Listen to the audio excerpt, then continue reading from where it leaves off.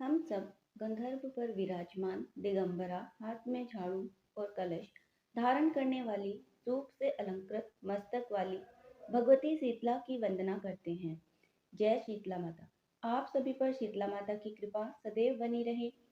हर साल चैत्र मास के कृष्ण पक्ष की सप्तमी और अष्टमी तिथि के दिन शीतला माता की पूजा की जाती है और कथा का श्रवण किया जाता है। तो आज के इस वीडियो में आप सभी सुनेंगे शीतला माता की कथा। अगर आपके यहाँ पर सप्तमी तिथि के दिन शीतला माता की पूजा का विधान है, तो एक दिन पहले यानी षष्ठी तिथि को जो पकवान आपके यहाँ पर बनाए जाते हैं, उनका भोग अगले दिन यानी सप्तमी तिथि को सुबह सूर्योदय से पहले पहले हो सके तो शीतला माता को अर्पित करना चाहिए और फिर सच्चे मन से कथा का श्रवण करना चाहिए। साथ ही साथ शीतला माता से स्वयं और अपने परिवार के लिए और अपने बच्चों के लिए, सभी के लिए रोगों और बीमारियों से रक्षा की प्रार्थना करनी चाहिए। कथा का श्रवण करके भी शीतला माता की कृपा प्राप्त कर सकते हैं। तो आइए एक बार शीतला माता ने सोचा कि चलो आज देखूं कि धरती पर मेरी पूजा कौन कौन करता है, मुझे कौन मानता है। यही सोचकर शीतला माता धरती पर राजस्थान के डोंगरी गांव में आ गई। वहां पहुंचकर उन्होंने देखा कि इस गांव में तो मेरा मंदिर भी नहीं है, ना ही यहाँ पर कोई मेरी पूजा करता है। शीतला माता वेश बदलकर गांव की गलियों में घूम रही थी। तभी एक घर के ऊपर से किसी ने चावल का उबला पानी यानी मांड नीचे फेंक दिया। वह उबलता पानी शीतला माता के ऊपर जा गिरा, जिससे शीतला माता के शरीर में छाले पड़ गए। शीतला माता के पूरे शरीर में जलन होने लगी। अब शीतला माता, जो कि बूढ़ी औरत का वेश बनाए हुए थी, पूरे गांव में इधर उधर भाग भाग कर चिल्लाने लगी, अरे मैं जल गई, मेरा शरीर तप रहा है, जल रहा है, कोई मेरी मदद करो, कोई मुझे बचाओ। लेकिन उस गांव में किसी ने भी शीतला माता की मदद नहीं की। वहीं अपने घर के बाहर एक कुम्हारन बैठी हुई थी। उस कुम्हारन ने देखा कि अरे यह बूढ़ी माई तो बहुत जल गई है और इनके पूरे शरीर में तो तपन भी है, इनके पूरे शरीर में छाले पड़ गए हैं और यह तपन सहन नहीं कर पा रही है। तब उसने कुम्हारन ने कहा, माँ तुम यहाँ आकर बैठ जाओ, मैं तुम्हारे शरीर पर ऊपर ठंडा पानी डालती हूँ। कुम्हारन ने फिर उन बूढ़ी माई पर खूब सारा ठंडा पानी डाला। इसके बाद वह शीतला माता से बोली, माँ मेरे घर में रात की बनी हुई राबड़ी रखी है, थोड़ा सा खा लो तुम दही और राबड़ी। जब बूढ़ी माई ने ठंडी यानी ज्वार के आटे की राबड़ी और दही खाया, तब उनके शरीर की बहुत ठंडक मिली। इसके थोड़ी देर बाद कुम्हारन बोली, माँ बैठ जाओ, तुम्हारे सिर के बाल बिखरे हुए हैं, मैं तुम्हारी चोटी गूंथ देती हूँ। कहकर कुम्हारन माई की चोटी गूंथने के लिए उनके बालों में कंघी फिरा रही थी। अचानक कुम्हारन की नजर पड़ी कि सिर के पीछे पड़ी हुई, तो कुम्हारन ने देखा कि एक आंख बालों के अंदर छुपी हुई है। यह देखकर कुम्हारन तो डर के मारे भागने लगी। तभी उसे बूढ़ी माई ने कहा, रुक जा बेटी, डर मत, मैं कोई भूत प्रेत नहीं हूँ, मैं शीतला देवी हूँ। मैं तो इस धरती पर यह देखने आई थी कि यहाँ मुझे कौन कौन मानता है, कौन कौन मेरी पूजा करता है। ऐसा कहकर माता चार भुजा वाली हीरे जवाहरात के आभूषणों पहने दिव्य असली रूप में प्रकट हो गई। माता को के दर्शन पाकर कुम्हारन ने सोचने लगी कि अब मैं तो बहुत गरीब हूँ, इस माता को कहाँ बिठाऊं। तब माता उसकी दशा को देखकर कहने लगी, बेटी तू किस सोच में पड़ गई है। तब उस कुम्हारन ने कहा, आंखों में आंसू बहाते हुए कहा, मेरे घर में तो चारों तरफ दरिद्रता बिखरी हुई है, बिठाने तक की कोई चीज नहीं है, मैं आपको भला कहाँ बिठाऊं। मेरे घर में ना तो चौकी है ना बैठने का आसन, माँ बताओ मैं आपको कहाँ बिठाऊं। तब शीतला माता कुम्हारन के मन की दशा समझ गई और प्रसन्न होकर उस कुम्हारन के घर पर खड़े हुए गधे पर बैठकर एक हाथ में झाड़ू, दूसरे हाथ में डलिया लेकर उन्होंने उस कुम्हारन के घर की दरिद्रता को ढकर डलिया में भरकर फेंक दिया। और फिर कुम्हारन से कहा, बेटी मैं तेरी सच्ची भक्ति से प्रसन्न हूँ, अब तुझे जो कुछ भी चाहिए वह वरदान मुझसे मांग सकती है। यह सुनकर वह कुमारन हाथ जोड़कर बोली, माता मेरी इच्छा है कि आप सभी डूंगरी गांव में स्थापित होकर यहीं रहिए और जिस प्रकार आपने मेरे घर की दरिद्रता को अपनी झाड़ू से साफ किया है, ऐसे ही आपकी जो भी होली के बाद की सप्तमी की भक्ति भाव से पूजा करके आपको ठंडा जल, दही और बासी ठंडा भोजन चढ़ाए, उसके घर की दरिद्रता को साफ करना और आपकी पूजा करने वाले नर जाति का अखंड सुहाग रखना, उनकी गोद हमेशा भरी रखना। साथ ही जो पुरुष शीतला सप्तमी को नाई के यहाँ बाल न कटवाए, धोबी को कपड़े धुलने न दे और पुरुष भी अपना ठंडा जल चढ़ाकर नारियल पुष्प अर्पित करके परिवार सहित ठंडा बासी भोजन करे, उसके काम धंधे व्यापार में भी कोई दरिद्र न आए। कुम्हारन की बात सुनकर शीतला माता बोली, तथास्तु बेटी, जो तूने वरदान मांगे मैं वो सब तुझे दूंगी। और बेटी, मैं तुझे आशीर्वाद भी देती हूँ कि मेरी पूजा का मुख्य अधिकार अब इस धरती पर सिर्फ कुम्हार जाति को ही होगा। तभी से उन दिनों से डोंगरी गांव की शीतला माता स्थापित हो गई और उस गांव का नाम हो गया शीत शील की डोंगरी। शील की डोंगरी में शीतला माता का मुख्य मंदिर है और शीतला सप्तमी पर वहां पर बहुत बड़ा मेला लगता है। और शीतला माता की इस कथा को जो भी सच्चे मन से और शीतला माता का ध्यान करके पढ़ता है अथवा सुनता है, शीतला माता की कृपा से उनके घर की सभी दरिद्रता का नाश हो जाता है और उनकी सारी मनोकामनाएं भी पूर्ण हो जाती है। प्रेम से बोलिए शीतला माता की जय। प्रिय श्रोताओं, अब सुनिए शीतला माता की एक और कहानी। एक बार एक राजा के इकलौते पुत्र को शीतला निकली। उसी के राज्य में एक काछी पुत्र को भी शीतला निकली हुई थी। परिवार बहुत गरीब था, लेकिन वह माँ भगवती की पूजा नियमित रूप से करते थे। वह धार्मिक दृष्टि से जरूरी समझे जाने वाले सभी नियमों का बीमारी के दौरान भी भलीभांति निभाता रहा। घर में साफ सफाई का विशेष ध्यान रखा जाता था। उसके घर में नियम से देवी भगवती की पूजा होती थी। नमक खाने पर पाबंदी थी। सब्जी में इस दौरान ना तो छोंक लगता था, ना ही कोई तली भुनी जाती थी। गर्म भोजन ना तो स्वयं खाता, ना ही वह शीतला वाले अपने बेटे को दिया करता। ऐसा करने से उसका पुत्र जल्दी ही स्वस्थ हो गया। इधर जब राजा के बेटे को शीतला का प्रकोप हुआ था, तब उसने भगवती के मंडप में सतचंडी का पाठ शुरू करवा रखा था। रोज हवन और बलिदान हुआ करते थे। राजा पुरोहित भी सदा देवी भगवती के पूजन में मग्न रहते। राज महल में रोज कढ़ाई चढ़ती, तरह तरह के गर्म स्वादिष्ट भोजन बनते, सब्जी के साथ कई प्रकार के मांस भी पकते थे। उसका परिणाम यह होता कि उन लजीज भोजन की गंध से राजकुमार का मन मचल उठता और वह भोजन करने के लिए जिद करने लगता। एक तो राजपुत्र और दूसरा इकलौता, इस कारण उसकी अनुचित जिद भी पूरी कर दी जाती और उसे वह भोजन खाने को दिया जाता था। इस पर शीतला का प्रकोप घटने के बजाय बढ़ने लगा। अब तो शीतला के साथ साथ उसे बड़े बड़े फोड़े भी निकलने लगे, जिनमें खुजली और जलन बहुत होती थी। शीतला की राजा जितने भी उपाय करता, शीतला का प्रकोप उतना ही बढ़ता जाता, क्योंकि अज्ञानतावश राजा के यहाँ सारे काम उल्टे ही हो रहे थे। यह देखकर अब तो राजा बहुत परेशान हो गया। उसकी समझ में नहीं आ रहा था कि इतना सब कुछ करने के बाद भी शीतला का प्रकोप शांत क्यों नहीं हो रहा। एक दिन राजा के गुप्तचरों ने उन्हें बताया कि काची पुत्र को भी शीतला निकली थी, फिर भी वह बिल्कुल ठीक हो गया है। यह जानकर राजा सोच में पड़ गया कि मैं शीतला माता की इतनी सेवा कर रहा हूँ, पूजा अनुष्ठान में कोई कमी नहीं हो रही, लेकिन मेरा पुत्र अधिक रोगी होता जा रहा है, जबकि काची पुत्र बिना कुछ सेवा पूजा की ही ठीक हो गया।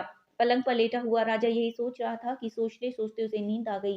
तभी श्वेत वस्त्र धारण देवी भगवती ने उसे स्वप्न में दर्शन देकर कहा, राजन, मैं तुम्हारी सेवा अर्चना से प्रसन्न हूँ, इसलिए आज भी तुम्हारा पुत्र जीवित है। लेकिन इसके ठीक न होने का कारण यह है कि तुमने शीतला के समय पालन करने योग्य नियमों का उल्लंघन किया है। तुम्हें ऐसी हालत में नमक का प्रयोग बंद करना चाहिए। नमक से रोगी के फोड़ में खुजली होती है। घर की सब्जियों में छोंक नहीं लगाना चाहिए, क्योंकि इसकी गंध से रोगी का मन मचलता है, वस्तुओं को खाने के लिए ललचाता है। रोगी का किसी के पास आना जाना मना होता है, क्योंकि यह रोग औरों को भी होने का भय रहता है। इसलिए इस नियमों का पालन कर तेरा पुत्र अवश्य ही ठीक हो जाएगा। फिर सारा विधान समझाकर देवी अंतर्ध्यान हो गई। प्रातः काल उठते ही राजा ने देवी की आज्ञा अनुसार सभी कार्यों की व्यवस्था कर दी, जिससे राजकुमार की सेहत पर अनुकूल प्रभाव पड़ा। वह जल्दी ही स्वस्थ हो गया। अब तो राजा बहुत प्रसन्न हो गया। फिर उसने अपने पूरे राज्य में घोषणा करवा दी कि हर कोई शीतला माता की पूजा किया करेगा। प्रिय श्रोताओं, आज के दिन शीतला माता के अलावा भगवान श्री कृष्ण और उनकी माता देवकी का भी विधि विधान से पूजन करना चाहिए। मध्यकाल में सात्विक भोजन का भोग उन्हें लगाना चाहिए। ऐसा करने से केवल पुण्य ही नहीं मिलता, बल्कि सारे दुख भी दूर होते हैं। सुनिए शीतला माता की एक और कहानी। प्राचीन कथा के अनुसार एक बार एक बुढ़िया माई और उनकी दो बहुओं ने शीतला माता का व्रत किया। उन सभी को अष्टमी तिथि को बासी भोजन खाना था, जिसके चलते ही उन्होंने सप्तमी तिथि को ही भोजन बनाकर रख लिया था। लेकिन दोनों बहुओं ने बासी भोजन नहीं करना था, क्योंकि उन्हें कुछ समय पहले ही संतान हुई थी। उन्हें लग रहा था कि कहीं ऐसा न हो कि वह बासी भोजन करे और बीमार पड़ जाए।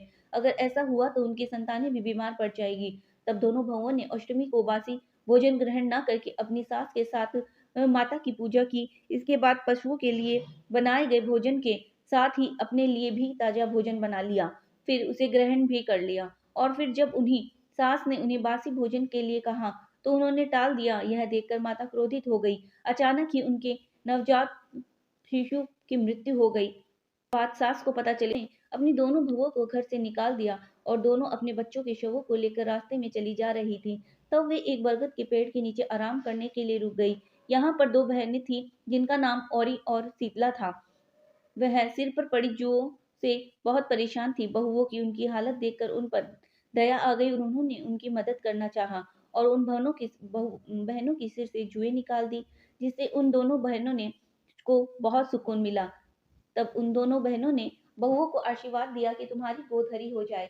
यह सुनकर बहुएं बोली कि हमारी हरी गोद तो लुट गई है। तब उन्हें में से एक बहन जिनका नाम शीतला था दोनों बहुओं को डांट लगाई और कहने लगी, पाप कर्म का दंड तो भुगतना ही पड़ता है। तब उन दोनों बहुओं ने माता शीतला को पहचान लिया। वे दोनों उनके पैर में गिर पड़ी और क्षमा मांगने लगी। माता को उनका पश्चाताप करते देखकर उन पर दया आ गई। फिर उन्होंने उनके मृत बालकों को जीवित कर दिया। यह देखकर वे दोनों खुशी खुशी अपने बच्चों सहित गांव में लौट आई। इसके बाद से पूरा गांव शीतला माता को मानने लगा। शीतला माता जैसे आपने उन दोनों बहुओं पर अपनी कृपा की वैसे सब पर करना कथा। ये सबसे पहले शीतला माता की कथा का श्रवण करने से पहले विनायक जी की कथा का श्रवण करते हैं। सभी मिलकर प्रेम से बोलिए, विनायक जी महाराज की जय। एक बार गणेश जी ने पृथ्वीलोक के मनुष्य की परीक्षा लेने का विचार किया। वे अपना रूप बदलकर पृथ्वी पर भ्रमण करने लगे।